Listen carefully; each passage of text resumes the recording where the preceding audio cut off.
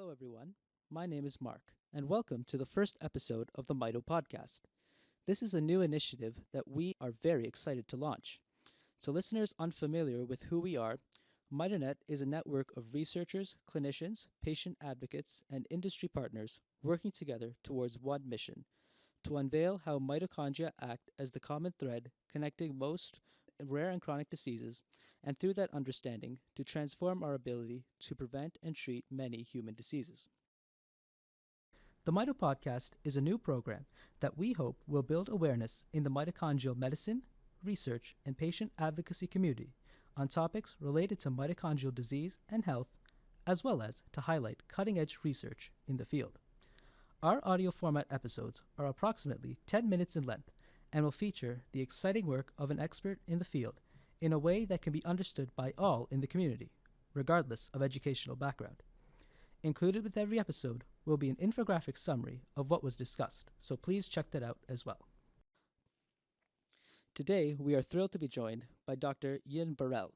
Dr. Burelle is a professor in the Department of Cellular and Molecular Medicine at the University of Ottawa.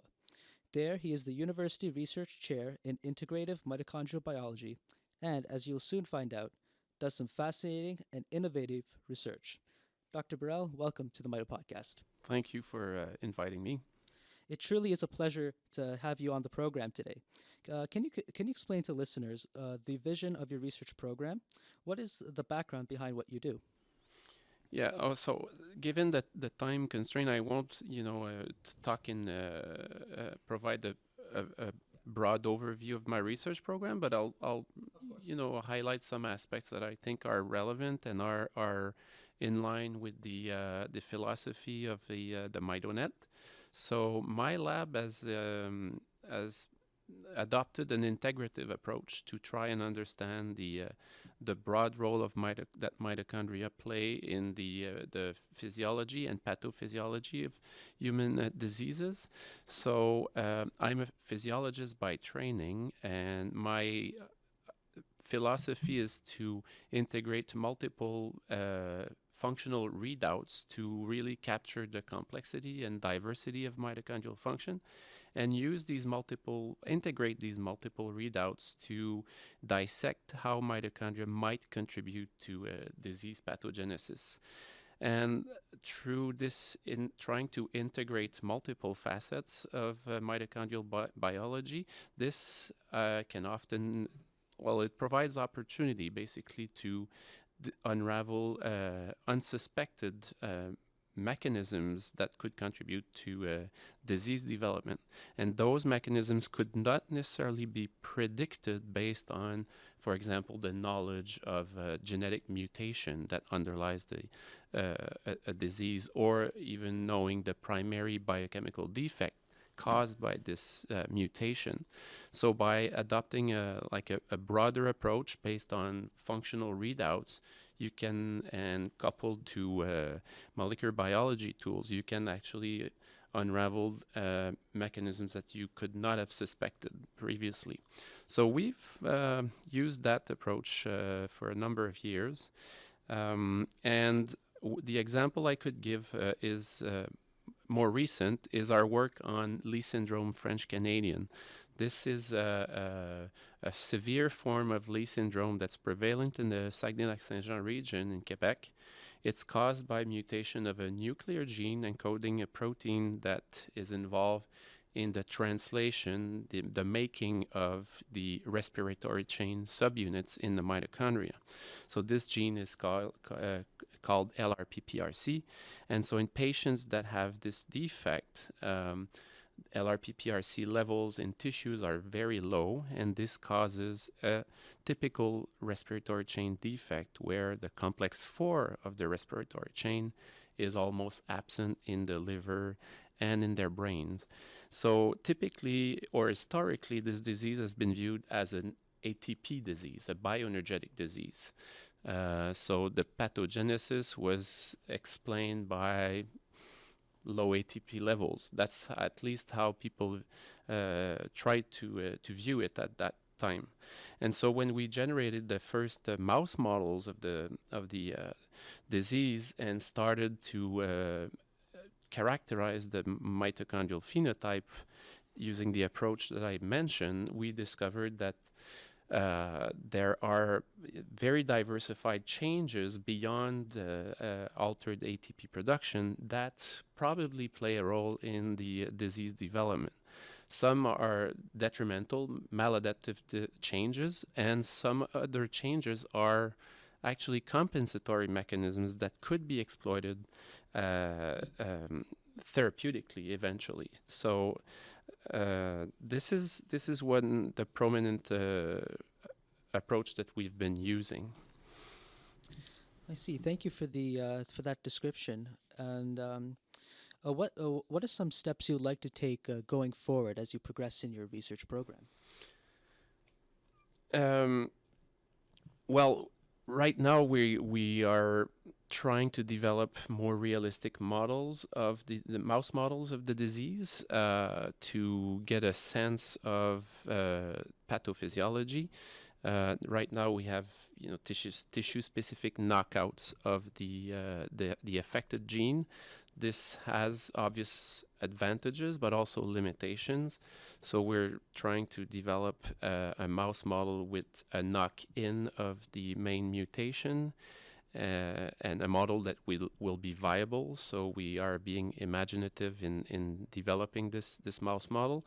And I think once we will have this, this will open the door to a more in-depth investigation of pathophysiology in a model system, and also test conditions that trigger the lactic acidosis and stroke-like episodes that is characteristic of this disease, trying to replicate that in the mouse model to understand, precipitating factors, and also eventually open up the door to the identification of therapeutic strategies that could not have been imagined without access to such model.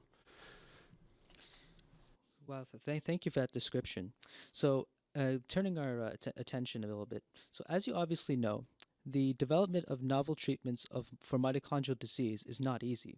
How can we move forward in a way that is fast and productive?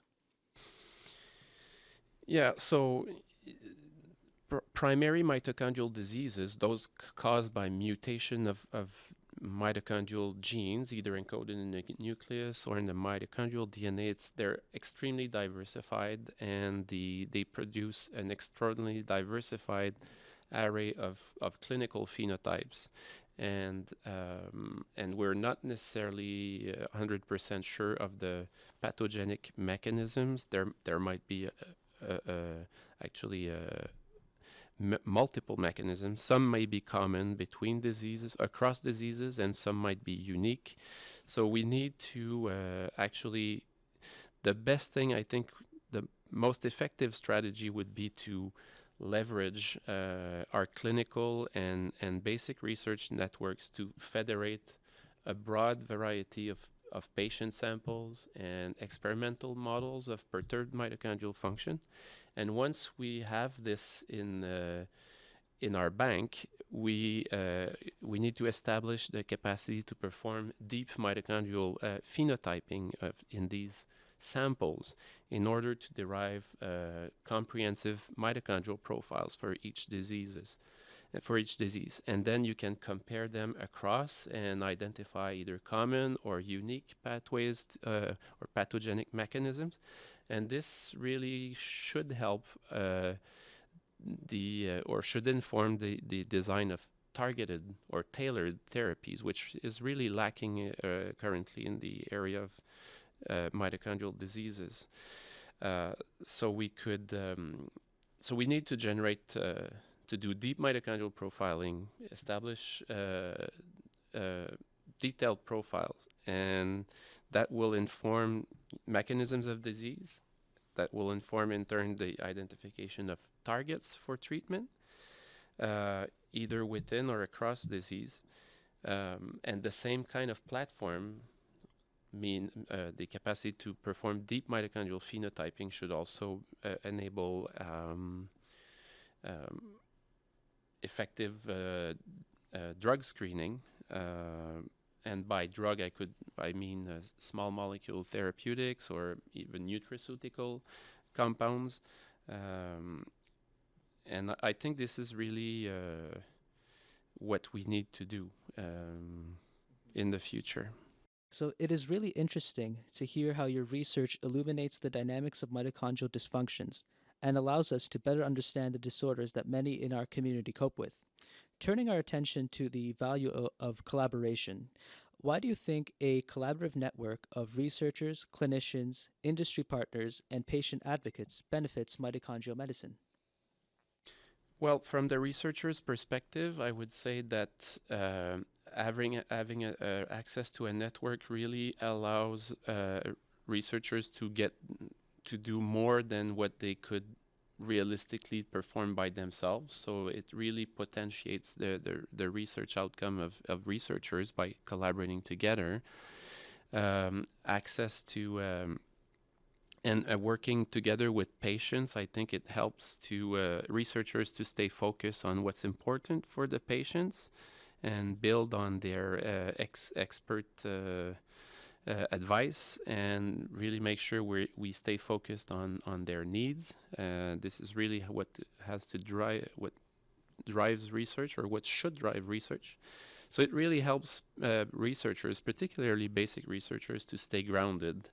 A lot of time, basic researchers have the impression that sometimes they forget why they're doing research. Having a patient in their surrounding is really a grounding experience. And from the patient perspective, I think that if they're involved in these types of organizations, they get to realize that researchers are working hard towards the identification of therapies to improve their quality of life, but at the same time, it helps them understand that science moves at a fairly slow pace, and so it puts everything in perspective instead of hoping for that the magic bullet will come will be available next week. They understand more the process, I think. Great. Thank you very much, Dr. Burelle, for coming on the program today and discussing your fascinating and innovative research. Before we end this episode, I would like to thank all our listeners. If you have any comments or suggestions for future episodes, we would love to hear from you. Please head on over to our website to download our episodes and to see the upcoming events we have for this year. We have some exciting initiatives planned, so please stay tuned. Thank you all once again, and tune in to our next episode featuring another expert doing exciting work in the field of mitochondrial medicine.